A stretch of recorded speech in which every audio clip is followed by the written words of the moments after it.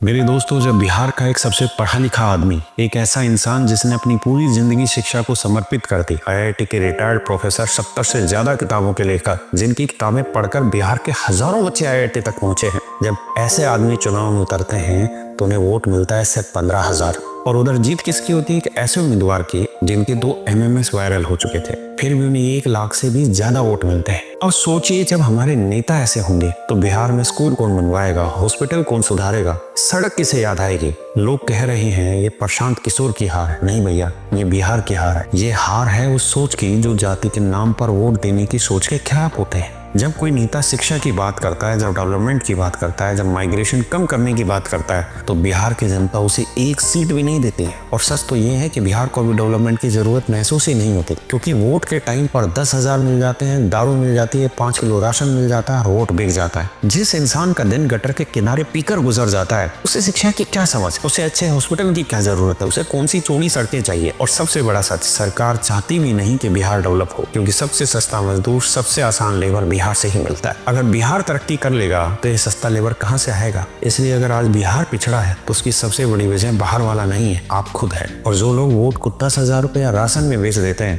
वो सच में गटर से बाहर आना ही नहीं चाहते। बिहार 5 साल और पीछे चला गया क्योंकि तुमने बदलाव का मौका होते हुए भी उसे ठुकरा दिया। मुझे ये उम्मीद थी कि प्रशांत किशोर जैसा पढ़ा लिखा आदमी शायद बिहार में सरकार बनाएगा, लेकिन मैं ये जानकर बहुत हैरान हुआ कि प्रशांत किशोर के मुश्किल से 1 से 2 ही कैंडिडेट ऐसे थे जो जमानत बचा पाए। आप सोचिए कि किस तरीके से फिर एक पढ़ा लिखा आदमी अपने बलबूते पर राजनीति में आ सकता है। जब हम हर चीज को जातिगत और पैसे में बेचते चले जाएंगे तो देश कैसे डेवलप करेगा?